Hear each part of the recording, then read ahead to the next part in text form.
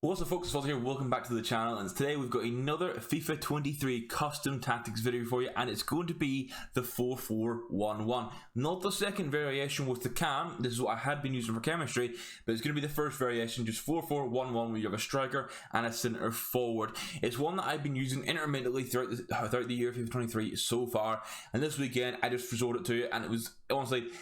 It was a bit of a breath of fresh air for how the game was playing. Gameplay was a bit scuffed this past week, and this helped liven it up a bit. You can also see we got our guaranteed World Cup hero for pre-ordering, and we got Forlan, which is absolutely insane. I don't know what his price still is. Let's go have a look at compare price. What's he coming in at? The bids last night were like 500k. He still seems to be insane prices, which is absolutely not. So if you did complete this, let me know what you got in the comments down below. And if you enjoyed the video, leave a like, rate, and hit that subscribe button if you're around here. But let's jump into the 4-4-1-1 custom tactics. And you can see when looking at the other buttons, I have been trying long ball. I was playing also press on heavy touch, and I ended up just going back to balanced, and direct passing, because it's without a doubt the best system to use in FIFA 23, especially on next gen. It's nice that we have a consistent meta, I guess, but it would be nice to be able to like actually play press pressure on heavy touch and press after possession loss a little bit. I know they did nerfs in this past week, but neither have been that strong anyway this year. It's more so the build-up play. It'd be nice to have fast build-up and long ball actually be useful along with like forward runs and stuff, but I'd say balanced direct passing is the best setup. We have 38 width and 59 depth on the defensive side of things, and then 47 width on the offensive, and then six players in box and 2 on corners and free kicks, which is pretty standard for how we like to run things. In regards to the setup, just making sure everything's running, yeah. Everything's looking how it should. Backline, self-explanatory, 2 centre backs, 2 full backs.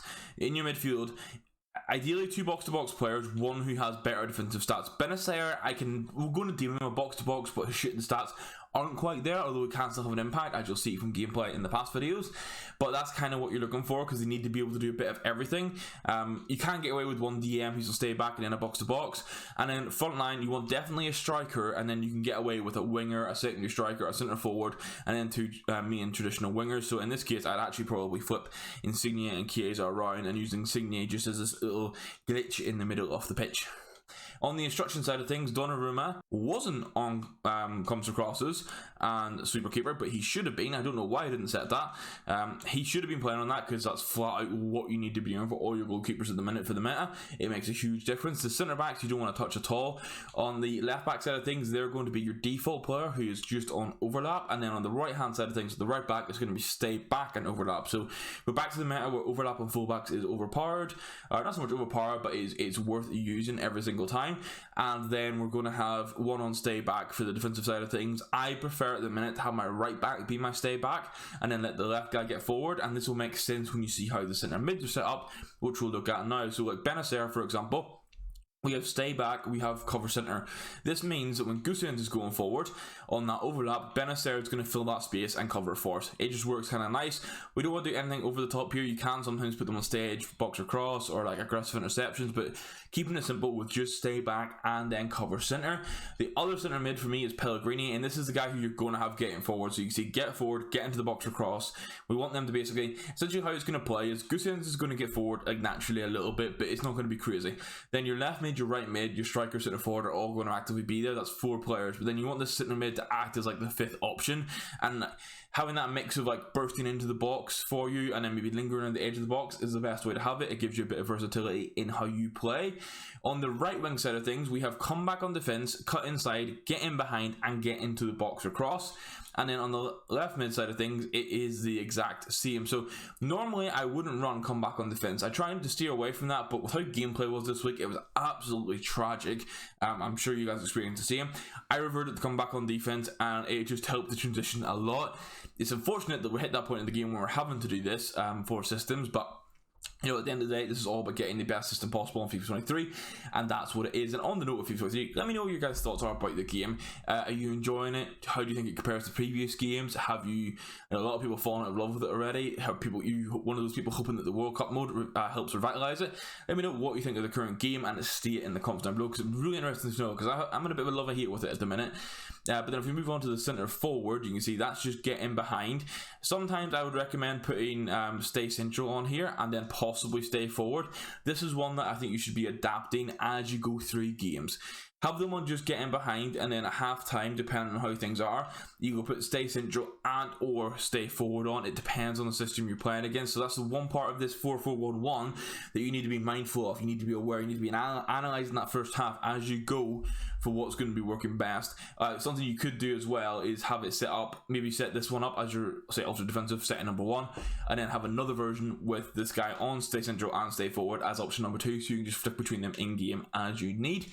And then finally the striker is stay central, stay forward, and get in behind. And that rounds off the instructions and the custom tactics for this system. I'm going to hit no on that and say this is what formation that I've always had as like an option while testing other formations through the first few weeks of FIFA.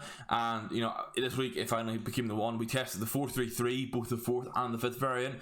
We tested the 4-1-2-1-2 narrow, and I landed on the 4-4-1-1 with being my favorite. Now we've got 1 or 2 bits of the gameplay that we can look through quickly for you, and then that'll round off the video. Here we've got a 4-0 reg quit, which I forgot to hit record at the start, so this was the first goal. This was a run through with Chiesa. You can just see how it is here. He just fills that space, splits the centre backs, gets a nice little goal.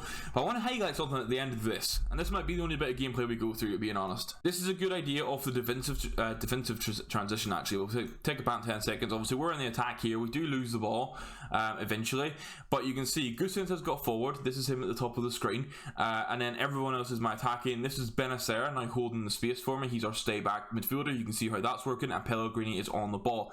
So as I say, Gusens is going to get up as a passing option. You're going to have your 4 attackers. You got 1, 2, 3, and then 4 on the right hand side, and then you have Pellegrini, or your right centre mid in this case, getting forward as your 5th option. We lose the ball, but as you'll soon see, this is how the defensive shape is. Gusens is coming back, but essentially because you've got your right back on stay back, you always have 3 people there unless you've manually pulled your right back, which means if you're a little bit worried defensively, this is a very good idea to have, and then you can step forward with someone, win the ball back like that, and go straight on a counter attack, which is essentially all this formation was for me. It was very much, we weren't even playing a press, but I found a lot of the times opponents were struggling to have space on the ball and stuff, and we were able to capitalize on that.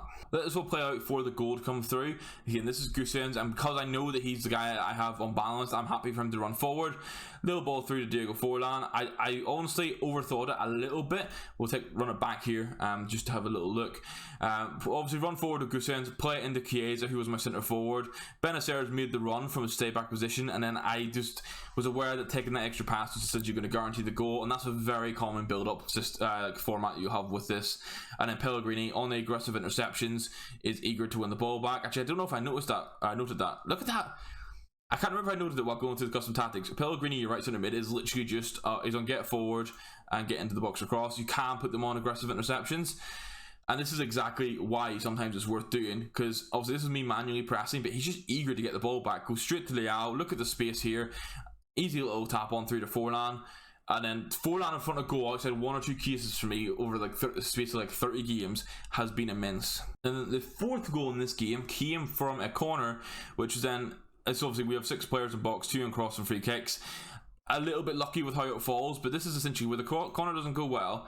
Let's see, we'll watch the corner being taken. The corner doesn't go that well, but there's still, with having that many people forward for it, you sort of hope that the ball can fall to you. In a lot of cases, they've got everyone back and only have 1 person left, so you can pick the ball up with this, couple little 1-2 passes.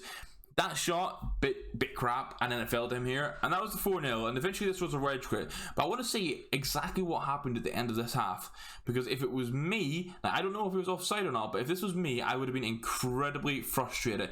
So he crosses the ball in here, I miss it, he shoots, it calls for half time. Like, was he offside? I don't think he was. This is going to be the last bit of gameplay for today, because honestly, there was the gameplay I say this weekend was very boring. I don't think he's offside here, and that's what I want to note. Or is he offside? Oh, he is going to be offside. That's why it called for. I was wondering in the moment what this was, obviously because he's gone back, but in the moment when I've seen this, we can look back now, and this is why I wanted to check it, because I was gobsmacked initially. I thought he was onside. I was looking at it from this point of view, obviously in the moment. I was like, oh, he's onside, he's scoring. I thought they just didn't let him score, but that's the gameplay for the 4-4-1-1. Say gameplay this week was incredibly inconsistent and weird, which sort of hindered the whole capturing gameplay and how well the system was. But I managed to get some off it as we went through, and as I have been using this system on and off for about 7 weeks. It's important to note this isn't necessarily the best formation in FIFA 23. The videos I've done before this probably are fall into that category. The 5-1-2-2, the 3-5-2, the 4-2-3-1, 4-1-2-1-2 now, stuff like that. They are like the most powerful meta formations. But if you want something a little bit different that can allow you to play slightly different football, but is still high on the power curve, is still meta, and for me is one of the most enjoyable formations of the game, then the 4-4-1-1 might be for you. So let me know what you think of it in the comments down below. Hit the like button if you enjoyed the video. Hit that subscribe button if you're new around here, and we'll catch you in tomorrow's squad building video. Thank you very much for watching, guys, and goodbye.